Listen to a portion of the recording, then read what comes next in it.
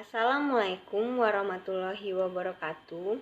Perkenalkan, nama saya Sicilia Rizky Ananda dengan NIM 09918181823017 dari kelas Sistem Informasi Reguler 6A. Pada video kali ini, saya akan memaparkan hasil dari jawaban saya untuk pertanyaan mengenai material requirement planning untuk memenuhi tugas ujian tengah semester mata kuliah Enterprise Resource Planning. Berikut soalnya. Untuk struktur produk dapat dilihat pada slide. Jika diketahui untuk memproduksi barang D diperlukan bahan baku A, B, dan C, di mana kondisi keperluan dan karakteristik setiap bahan baku sebagai berikut. Kondisi bahan baku A. Dari tabel kita sudah mengetahui persediaan di awal atau di gudang yang kita miliki sebesar 22 unit.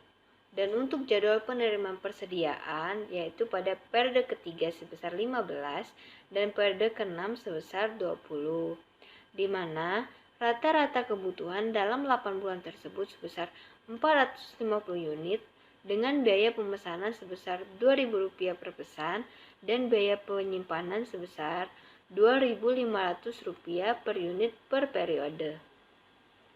Penentuan loading bahan baku A menggunakan metode EOQ atau Economic Order Quantity dengan lead time 1 bulan. Kondisi bahan baku B. Dari tabel kita mengetahui persediaan di awal yang dimiliki sebesar 18 dan jadwal penerimaan persediaan pada periode kedua sebesar 10, periode keempat sebesar 10, dan periode ke-6 sebesar 20. Pencarian nilai loading bahan baku B menggunakan metode Fixed Order Quantity atau FOQ untuk menentukan lot dengan nilai intuisi sebesar 20 dan lead time 2 bulan. Kondisi bahan baku C. Dari tabel kita ketahui jadwal penerimaan persediaan pada periode ketiga sebesar 8, periode keempat sebesar 10, dan periode ke-6 sebesar 20. Pencarian nilai loading bahan baku C menggunakan metode load for lot dengan lead time 1 bulan. Kondisi bahan baku D. Dari tabel kita mengetahui persediaan di tangan atau di awal sebesar 18 dan kebutuhan kotor untuk setiap periode dari periode pertama hingga ke-8 dan untuk jadwal penerimaan persediaan yaitu pada periode ketiga sebesar 25. Pencarian nilai loading bahan baku D menggunakan metode Fixed Period Requirement atau FPR dengan intuisi lot sebesar 4 bulan dan lead time 1 bulan. Pertanyaannya, untuk masing-masing bahan baku A, B, dan C, tentukan nilai-nilai berikut. Yang pertama, netting. Netting itu sendiri ialah proses perhitungan untuk menetapkan jumlah kebutuhan bersih, di mana hasil kebutuhan bersih ini didapatkan dari selisih antara kebutuhan kotor dengan keadaan persediaan, baik persediaan di awal yang ada di gudang maupun persediaan yang sedang dipesan atau akan dipesan. Yang kedua ialah loading. Loading itu sendiri ialah menentukan besarnya pesanan yang optimal berdasarkan hasil dari perhitungan kebutuhan bersih. Yang ketiga, offsetting. Offsetting ini bertujuan untuk menentukan kapan saat yang tepat untuk melakukan rencana pemesanan. Offsetting ini sendiri dapat kita tentukan dengan menggunakan yang namanya lead time. Lead time itu sendiri adalah besarnya waktu jeda saat barang mulai dipesan hingga barang diterima atau waktu jeda saat barang diproduksi hingga barang selesai diproduksi. Kemudian yang keempat ialah explosion. Explosion ini sendiri ialah proses perhitungan kebutuhan kotor untuk tingkat item atau komponen yang lebih bawah berdasarkan rencana pemesanan. Penentuan kebutuhan item atau komponen ini sendiri sangat dipengaruhi oleh struktur komponen produk. Pertanyaan yang kedua ialah jelaskan kesimpulan dari hasil nomor 1 di atas.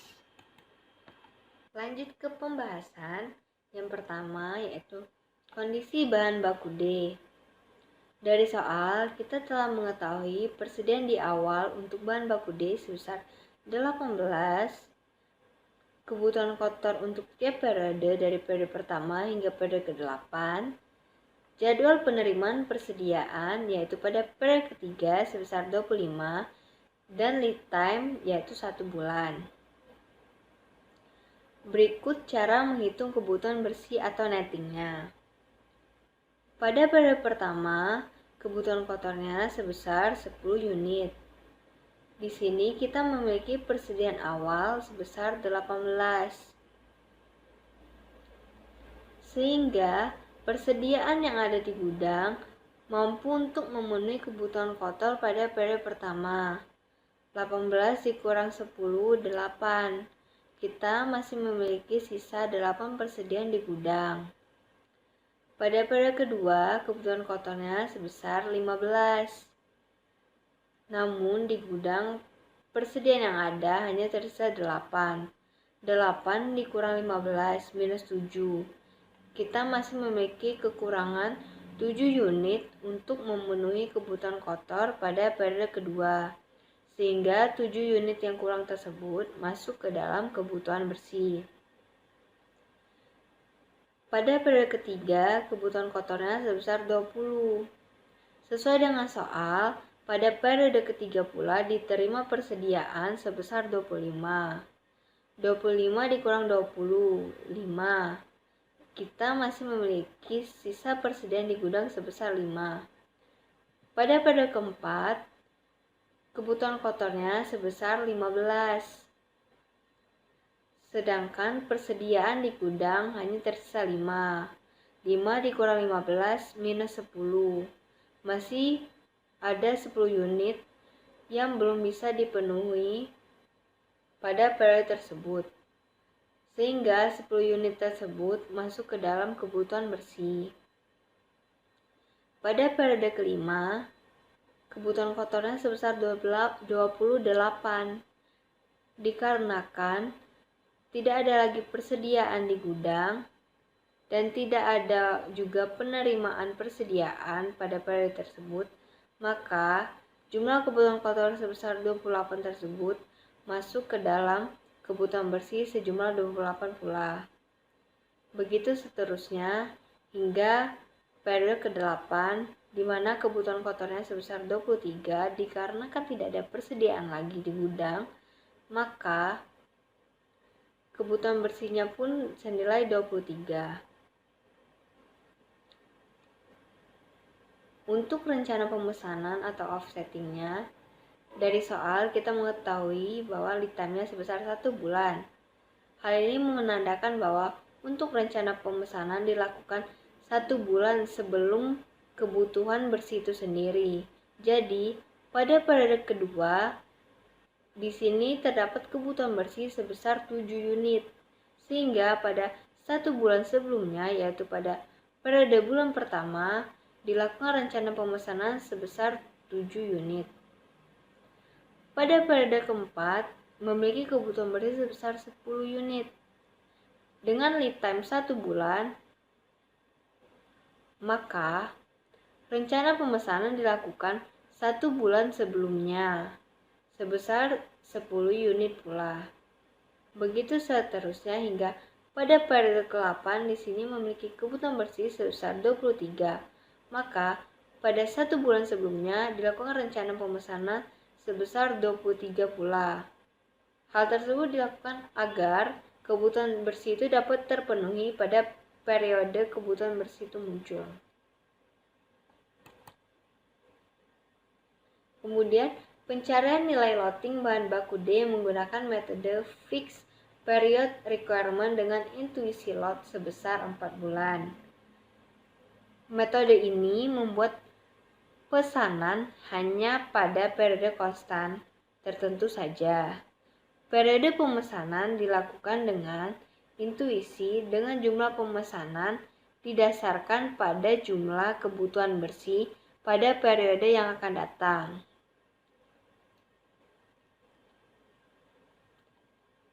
Dari perhitungan sebelumnya, kita telah mendapatkan kebutuhan bersihnya sebagai berikut, dapat dilihat pada tabel.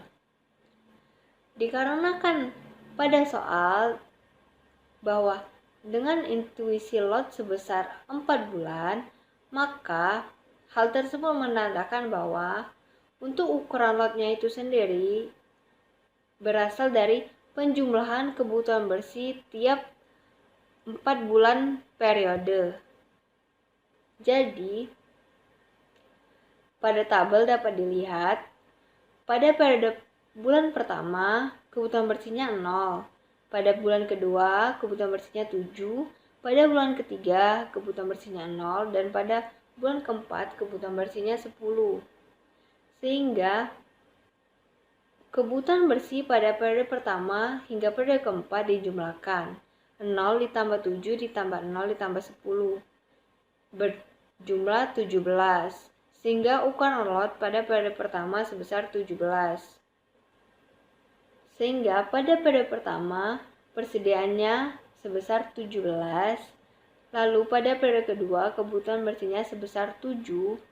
Karena memiliki persediaan sebesar 17 di gudang, maka kebutuhan bersih pada periode kedua dapat terpenuhi. 17 kurang 7 sama dengan 10. Masih tersisa 10 unit di gudang. Pada bulan ketiga tidak ada kebutuhan bersih sama dengan 0, maka persediaan pun masih tetap 10. Pada periode keempat, kebutuhan bersihnya sebesar 10. Persediaan yang dimiliki di gudang sebesar 10. 10 dikurang 10 sama dengan 0. Selanjutnya, pada periode kelima. Pada periode kelima, kebutuhan bersihnya sebesar 28. Dikarenakan intuisi lot tadi hanya sebesar 4 bulan, maka dia hanya menghitung total untuk kebutuhan bersih dari periode pertama dan keempat. Maka pada periode kelima dilakukan pemesanan kembali, di mana jumlah pemesanan atau nilai dari lot itu sendiri untuk periode kelima ialah hasil total penjumlahan dari periode kelima hingga periode ke-8 yang terhitung sebanyak 4 bulan. Bulan kelima, bulan ke-6, bulan ke-7, dan bulan ke-8. Jadi, 28 ditambah 15 ditambah 20 ditambah 23 berjumlah 86. Sehingga pada periode kelima ukuran lotnya atau nilai lotnya sebesar 86 untuk memenuhi kebutuhan bersih dari periode bulan kelima hingga periode bulan ke-8.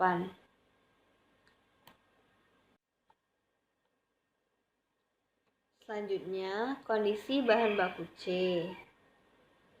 Pada bahan baku C ini, kebutuhan kotornya didapatkan dari hasil offsetting dari bahan baku D dikalikan 2 sesuai dengan struktur komponen yang ada di soal sebagai berikut. Sehingga untuk kebutuhan bersihnya sendiri ialah pada periode pertama kebutuhan kotornya sebesar 14. Namun di sini tidak dimiliki persediaan di gudang maupun penerimaan persediaan pada periode pertama. Sehingga kebutuhan kotor sebesar 14 ini masuk ke dalam kebutuhan bersih sebesar 14. Pada periode kedua tidak ada kebutuhan kotor, sehingga kebutuhan bersihnya pun tidak ada. Pada periode ketiga, kebutuhan kotornya sebesar 20.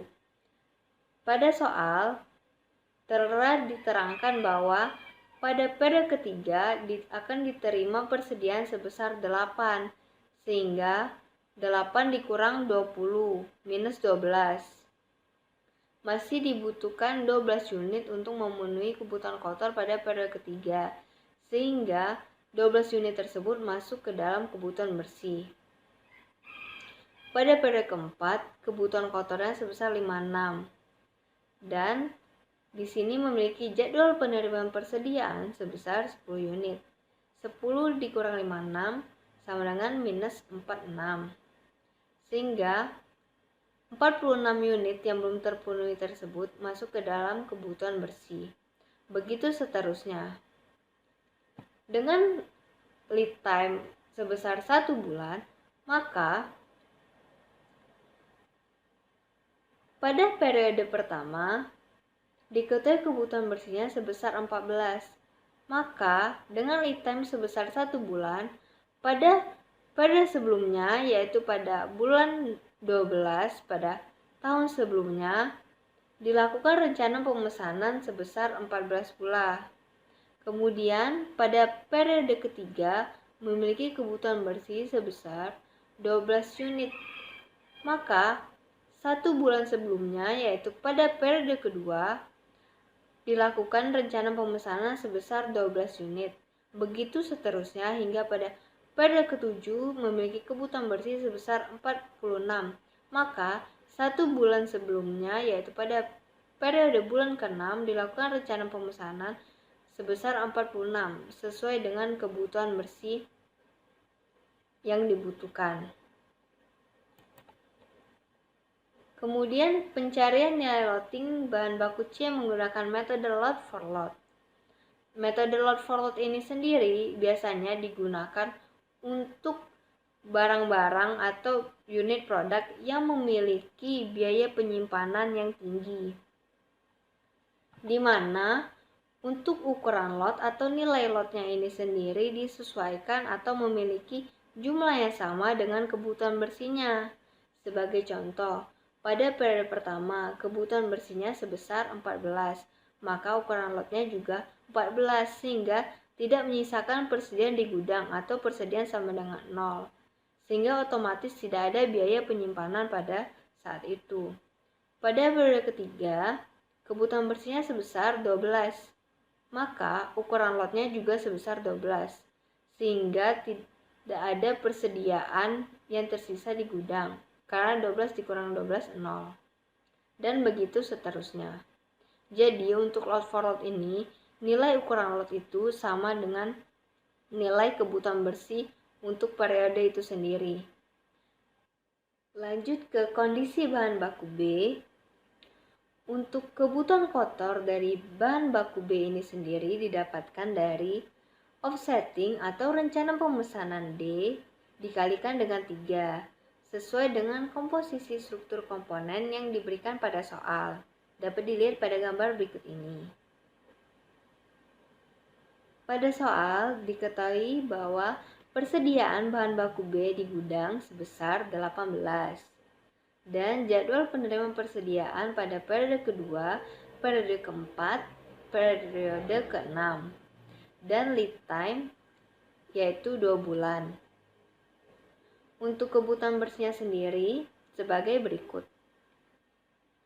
Pada periode pertama, kebutuhan kotornya sebesar 21, sedangkan persediaan di tangan berjumlah 18. 18 dikurang 21 minus 3. Masih memiliki kekurangan 3 unit untuk memenuhi kebutuhan kotor pada periode pertama. Sehingga 3 unit tersebut masuk ke dalam kebutuhan bersih sebanyak 3 unit pula. Pada periode kedua, tidak ada kebutuhan kotornya 0. Namun memiliki jadwal penerimaan persediaan sebesar 10 unit. Sehingga persediaan di gudang yang semulanya 0 menjadi 10 unit. Kemudian pada periode ketiga memiliki kebutuhan kotor sebesar 30. Persediaan yang ada di gudang sebesar 10.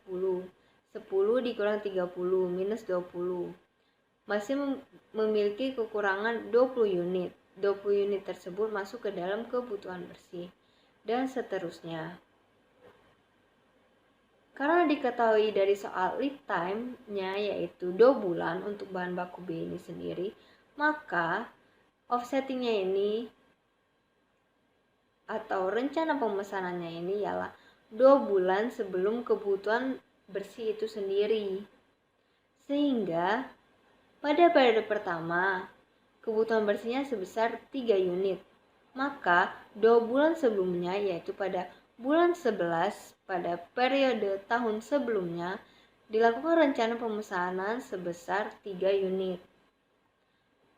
pada periode ketiga memiliki kebutuhan bersih sebesar 20 unit, maka 2 bulan sebelumnya, yaitu pada periode pertama, dilakukan rencana pemesanan sebesar 20 unit pula. Pada periode keempat memiliki kebutuhan bersih sebesar 74. Dikarenakan lead time-nya sebesar 2 bulan, maka 2 bulan sebelumnya, yaitu pada periode kedua, dilakukan rencana pemesanan sebesar 74 pula. Begitu seterusnya. Pencarian nilai loading bahan baku B menggunakan metode Fixed Order Quantity atau FOQ untuk menentukan lot dengan nilai intuisi sebesar 20. Fixed Order Quantity ini sendiri adalah metode yang biasa digunakan apabila biaya pemesanan suatu produk itu tinggi. Untuk ciri-ciri dari FOQ ini sendiri ialah ukuran lotnya itu tetap, namun periode pemesanan dari lotnya itu sendiri dapat berubah-ubah. Untuk lebih jelasnya dapat dilihat pada tabel berikut ini. Pada periode pertama tidak memiliki kebutuhan bersihnya 0. Di sini dilakukan pemesanan ukuran lot yaitu senilai 20 sesuai dengan soal, sehingga persediaan yang dimiliki sebesar 20. Pada periode kedua tidak ada kebutuhan bersihnya sehingga persediaan masih tetap 20. Pada periode ketiga kebutuhan bersihnya sebesar 17 sehingga 20 dikurang 17 sama dengan 3. Maka di gudang masih memiliki sisa persediaan sebesar 3. Pada periode keempat kebutuhan bersihnya sebesar 74.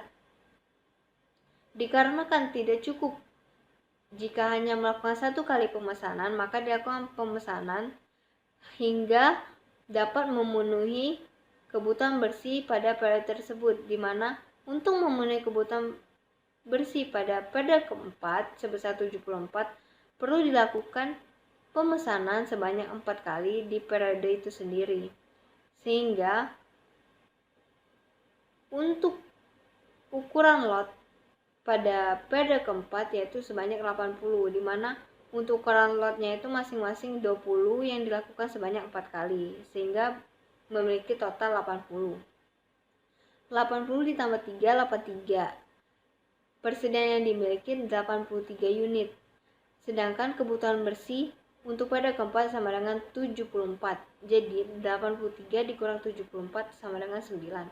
Masih memiliki sisa 9 unit lagi. Pada periode kelima, kebutuhan bersihnya sebesar 45. Dikarenakan apabila hanya dilakukan satu kali pemesanan yaitu sebesar 20, maka kebutuhan bersih itu tidak dapat terpenuhi sehingga dilakukan pemesanan kembali pada periode tersebut sebanyak 20. 20 ditambah 20 sama dengan 40 ditambah dengan 9 sama dengan 49.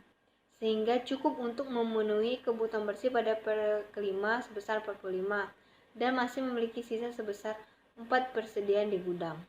Begitu seterusnya. Lalu yang terakhir ialah komponen bahan baku A. Untuk kebutuhan kotor dari bahan baku A ini sendiri didapatkan dari offsetting atau rencana pemesanan dari C. Proses perhitungan kebutuhan kotor untuk komponen yang lebih bawah ini sendiri disebut dengan explosion. Kemudian untuk perhitungan kebutuhan bersihnya ialah sebagai berikut. Dari soal telah diketahui persediaan di gudang sebesar 22 unit. Dikarenakan masih memiliki kebutuhan kotor pada periode sebelumnya untuk bahan baku A ini, maka 22 dikurang 14 sama dengan 8. Persediaan di gudang tersisa 8 untuk periode pertama. Pada periode kedua, kebutuhan kotor sebesar 12. Sedangkan persediaan yang ada hanya tersisa 8. 8 dikurang 12 sama dengan minus 4. Masih membutuhkan 4 unit lagi untuk memenuhi kebutuhan kotor pada periode kedua. sehingga 4 unit tersebut masuk ke dalam kebutuhan bersih. Pada periode ketiga, kebutuhan kotornya sebesar 46.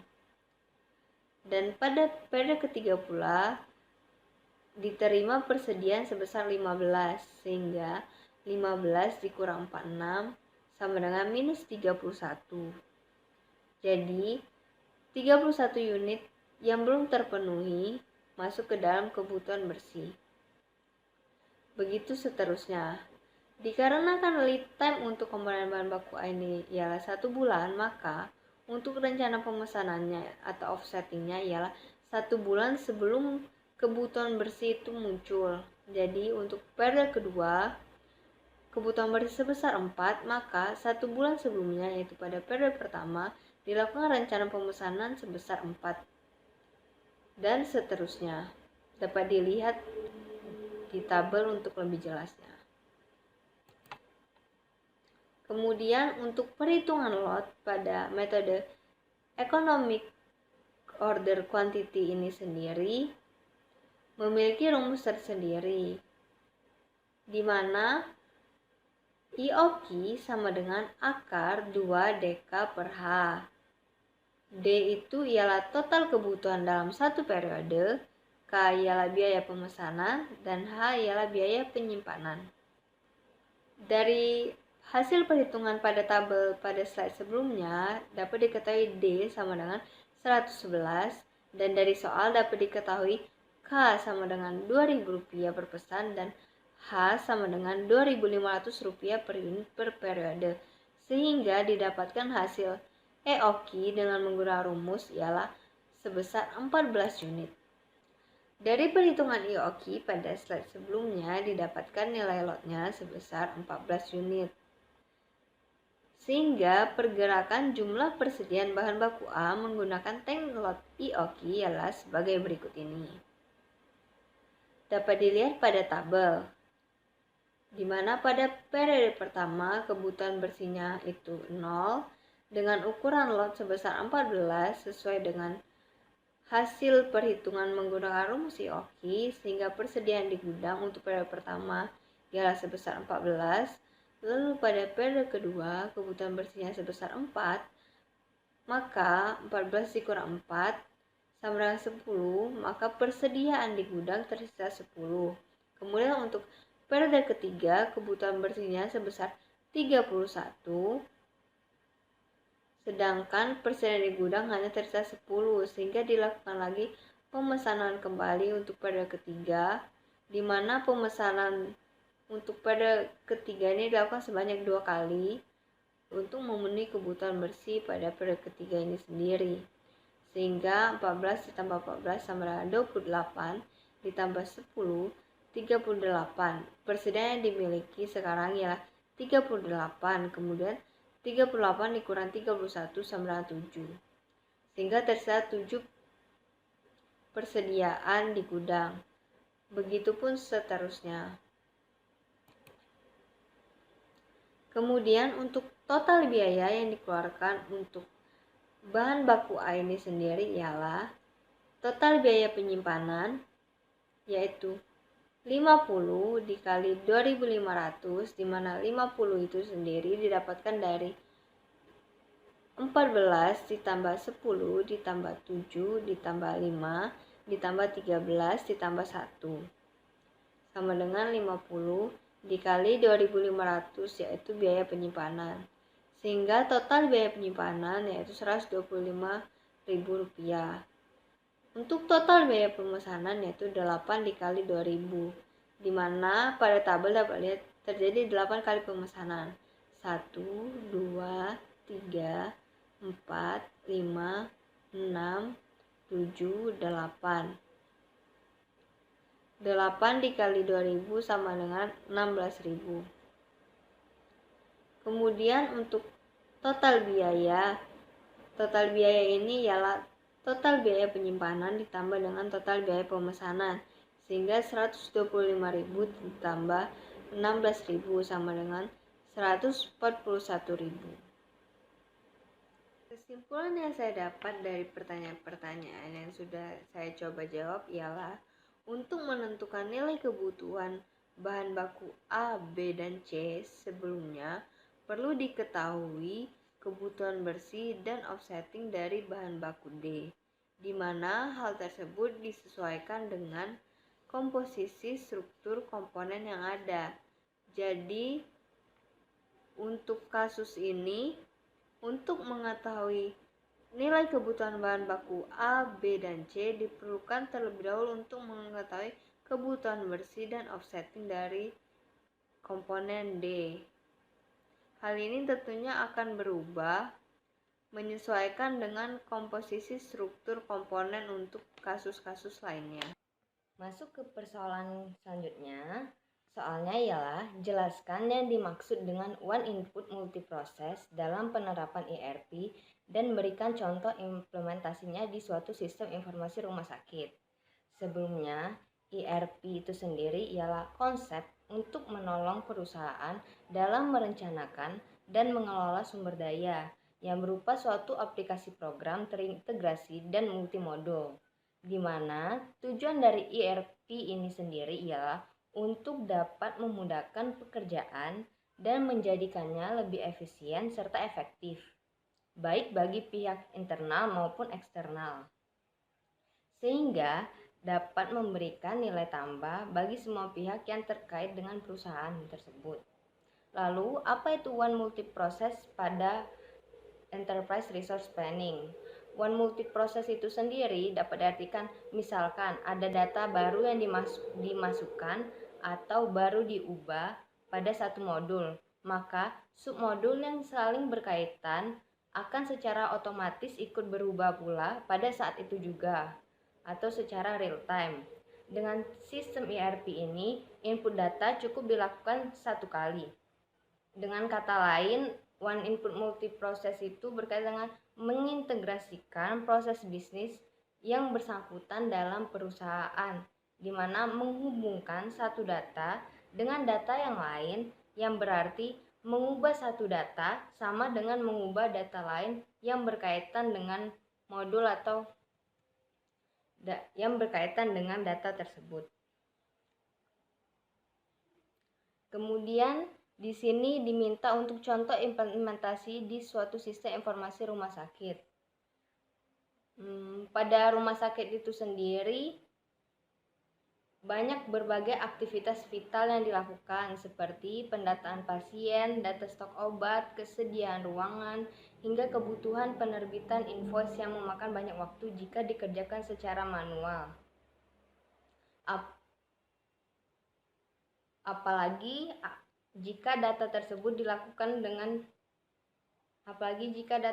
dibutuhkan dengan segera. Maka dari itu, penggunaan ERP akan sangat berguna. Sebagai contoh, untuk mencari ruangan untuk pasien baru yang akan masuk ke rumah sakit, kita tidak perlu lagi untuk secara manual mengecek satu-satu di mana ruangan yang masih kosong untuk pasien baru ditempati. Namun dapat dilihat bahwa pada saat kita mendata ada pasien baru yang masuk, maka akan secara otomatis akan didata juga kamar tempat pasien itu dirawat, sehingga akan muncul keterangan bahwa kamar dengan nomor sekian tidak kosong atau sudah ditempati oleh pasien. Untuk persoalan yang ketiga, yaitu dalam upaya untuk mengimplementasikan ERP, kita sudah dapat memprediksi gejala awal yang dapat dijadikan pedoman berhasil atau tidaknya penerapan ERP yang akan kita laksanakan. Jelaskan gejala-gejala awal yang dapat dijadikan pedoman penilaian tersebut. Ada beberapa faktor yang dapat kita perhatikan apakah ERP tersebut akan berhasil atau gagal ke depannya apabila kita terapkan. Yang pertama, untuk faktor keberhasilan. Yang pertama yaitu bisnis proses yang matang. Hal ini merupakan suatu syarat mutlak bagi sebuah perusahaan yang akan melakukan Enterprise Resource Planning atau ERP. ERP tidak akan dapat diimplementasikan di suatu perusahaan yang tidak memiliki bisnis proses yang jelas. Yang kedua, change management yang baik. Change management ini sangat diperlukan untuk memberikan pendidikan kepada pengguna operator atau siapapun yang akan secara langsung bersentuhan ataupun mengoperasikan sistem yang baru. Yang ketiga, yaitu komitmen. Sebuah implementasi ERP dalam perusahaan akan menyita banyak waktu dan tenaga, sehingga komitmen dari para pimpinan perusahaan dan pekerja sangat diperlukan, terkhususnya untuk orang-orang atau pekerja yang secara langsung bersentuhan atau mengoperasikan dari sistem ERP itu sendiri. Kemudian yang keempat ialah kerjasama, di mana kerjasama harus dilakukan dengan baik, baik itu kerjasama antara internal perusahaan maupun eksternal perusahaan dan dengan konsultan yang melakukan implementasi. Konsultan dan pengguna harus betul-betul menyatukan visi untuk keberhasilan implementasi dari ERP ini sendiri. Lalu yang terakhir untuk faktor keberhasilan ERP ini sendiri ialah good consultant atau konsultan yang baik. Pengalaman konsultan yang melakukan implementasi juga akan sangat berpengaruh dalam suatu implementasi. Semakin berpengalaman, maka akan semakin terjamin juga proses pengimplementasian atau proses kinerja dari sistem ERP itu sendiri nantinya. Kemudian untuk faktor kegagalan untuk penerapan sistem ERP ini sendiri. Yang pertama ialah ketika tidak ada atau kurangnya dukungan dari pimpinan. Seperti yang kita ketahui, ERP itu sendiri untuk instalasi dan implementasi ERP adalah suatu keputusan yang harus diambil oleh pimpinan. Artinya keputusan itu harusnya top down. Apabila pimpinan tidak mendukung secara penuh, padahal seharusnya pimpinan yang memberikan keputusan, maka ERP itu sendiri akan sulit untuk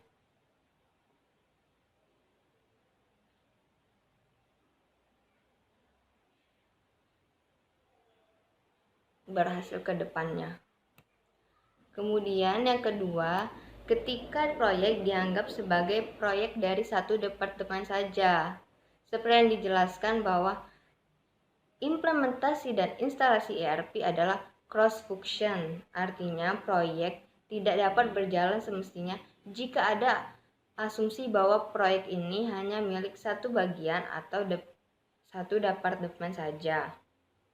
Karena ERP ini nantinya akan terjadi keterkaitan yang erat antar departemen dan terjadi transparasi dan juga sinergi untuk satu bagian dengan bagian yang lainnya. Jadi untuk departemen yang satu dan departemen yang lainnya akan berhubungan. Jadi apabila ada anggapan bahwa proyek tersebut merupakan proyek dari satu departemen saja, maka akan susah untuk ERP itu sendiri dinyatakan berhasil. Yang ketiga, ketika tidak ada yang diserai tugas untuk menjadi person in charge.